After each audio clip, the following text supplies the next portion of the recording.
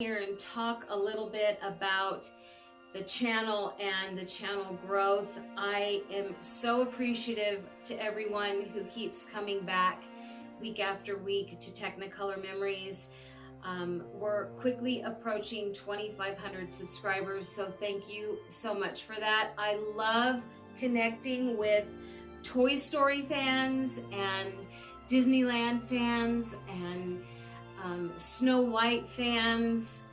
Just Disney people are unlike anybody else. And I know that, you know, the Disney adult gets a lot of flack, but I don't see it as any different than someone who's interested in sports or cars or, you know, fishing. People belong to different types of clubs and groups, and I just see it as another little group or segment of people who have Disney in common, and it manifests in different ways. It could be the Marvel side, the Star Wars side, the Pixar side, the classic Disneyland characters. You know, Disney is such a huge company, and it started out by humble means. It started with a mouse, and then it introduced a princess, and then it just grew from there, right? So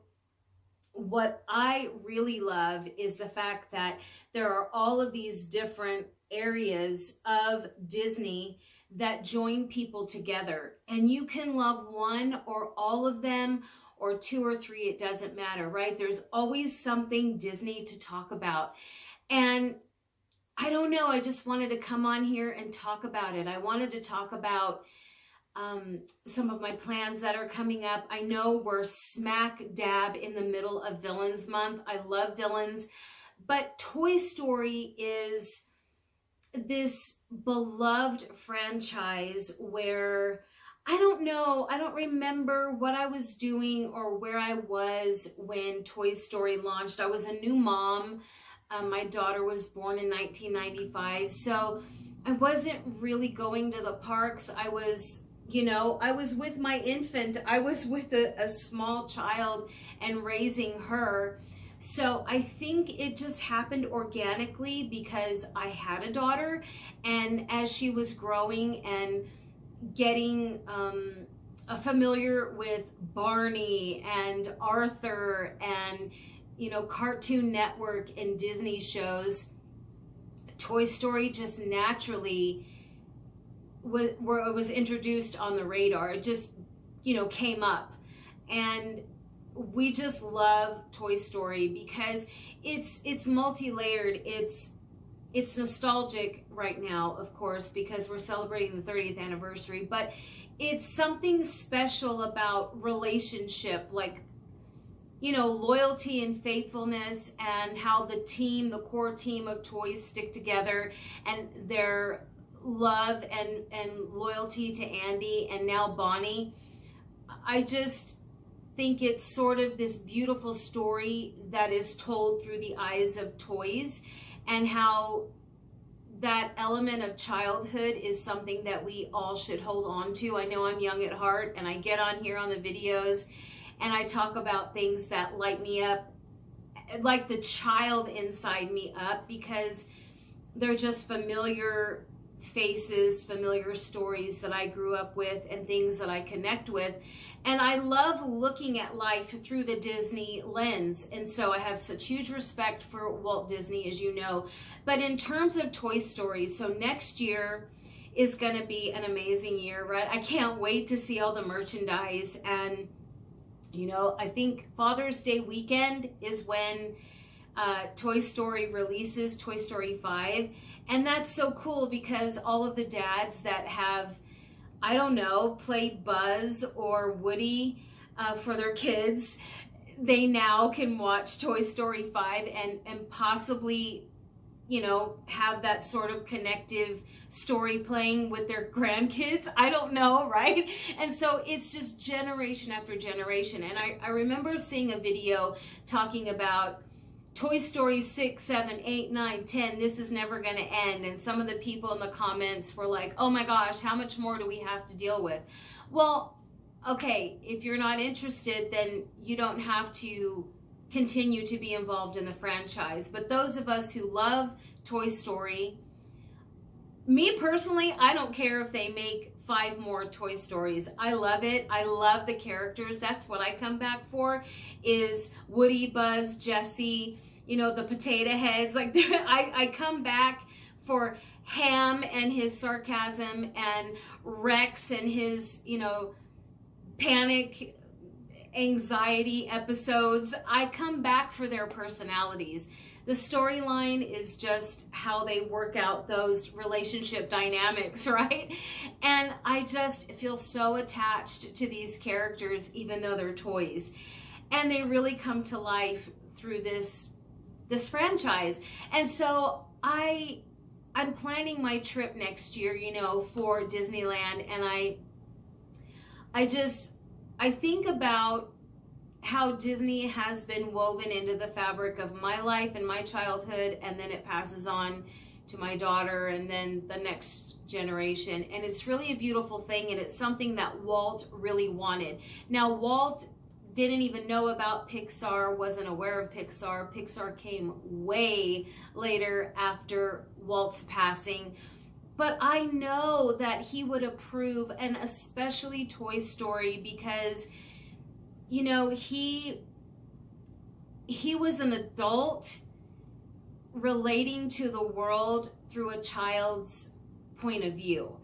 And he always had these dioramas built, these little miniatures of It's a Small World, of the Snow White cottage. They would make these smaller scaled projects so that they could interpret it later. It started with a sketch, then it started with, you know, an image, an animation, and then it moved to an actual diorama, constructed prop piece, and then that was blended into the animation, and then it became part of Disneyland. And so there were these stages, and I think Walt would love and appreciate the Pixar process.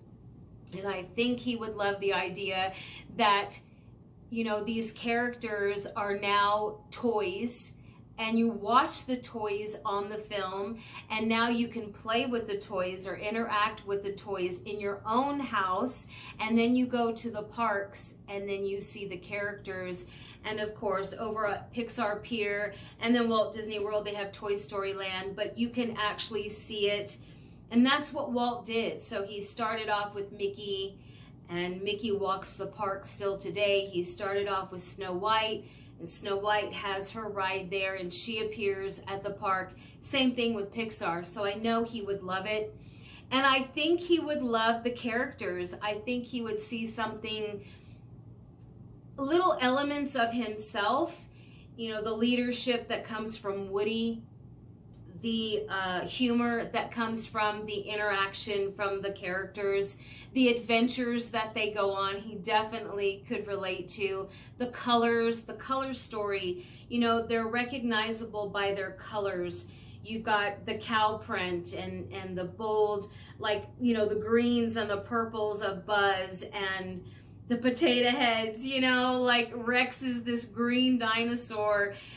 The color story is there as well, and that relates to ink and paint, right? So I think he would love this whole Toy Story franchise, and it's just, you know, it's a shame he won't be able to see it, but we're continuing to watch it through his lens, and I love it. I love Toy Story for so many reasons, and I don't want to get really deep and philosophical and all this on this video. I just wanted to come on here and talk about how excited I am for Toy Story, and I know you are too. So we've got not only the film coming out Father's Day weekend next year, but all of the merchandise, and I am like, who is going to be introduced? What other toys, you know, what other is going to go with the tablet and the games and electronics? So there's going to be a different type of merchandise coming out, but of course I'm still looking forward to the basics, like t-shirts and Loungefly bags and different headbands, and they just released a collaboration with Levi's, the Toy Story 30th with Levi's. I love it. What kind of clothing line, a makeup collection, different companies merging together to present their own versions of Toy Story 5 for us to enjoy. And if, you know, we had like all the money in the world, we could buy it all, but we can't. So whatever speaks to your heart, whatever speaks to you, I'm sure you'll grab something from the new Toy Story 5 collection. I always lean more towards the makeup, the toys, and the t-shirts. I don't know, I'm just really looking forward to this, because when I saw Toy Story 4 in the theater, I had prepared myself, right? I'm sure you did too. You prepare yourself, you're like, okay, this is the last one, right? You're like, this is it. This is the last time I'm gonna get to see my favorite characters on the big screen and get to see what trouble they get themselves into, what happens, and how they get themselves out. And you just remember, okay, this is it. And then time goes by, and so when Toy Story 5 was announced, I was like, yes, I get to see my favorites on the screen again. And I hear that Jessie, Tim Allen leaked this. He said it's really a Jessie story, which is cool for me because I love Jessie. And it's really her stepping into the leadership role, because, you know, you remember when Woody said goodbye to the group, which wrecked me, by the way. I was like, how could you?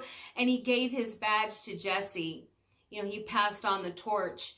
And it makes sense, because now she's left in charge, right? She's left in charge of all of the toys in Bonnie's room. And then you have Buzz there, who is a support to her, and they're both teaming up the way Woody and Buzz teamed up.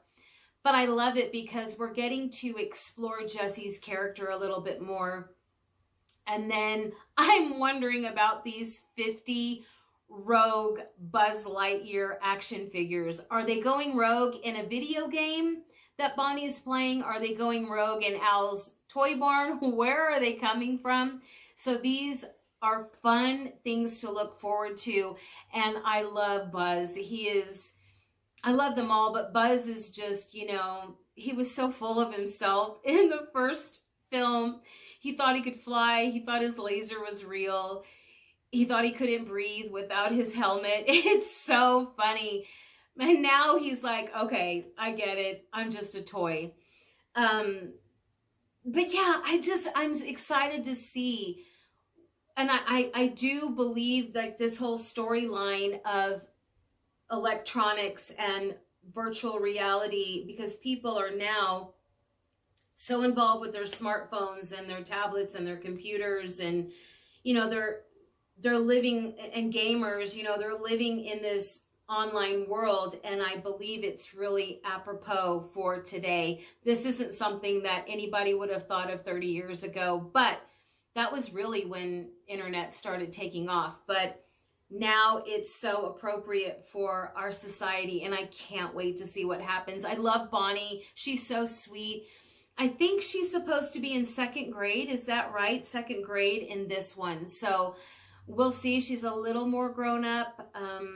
We'll see how the world looks from her viewpoint, her lens, and then how the toys are going to help her, and they're going to help themselves. So yeah, guys, it's going to be fun. I'll be tracking all of the merchandise. I'll be watching for all of the fun stuff that's going to be releasing soon. I'm sure starting in the spring, we'll see a lot more Toy Story news and little previews of what's coming in terms of merchandise and features. In the meantime, are you guys watching the Toy Story Halloween special, The Toy of Terror?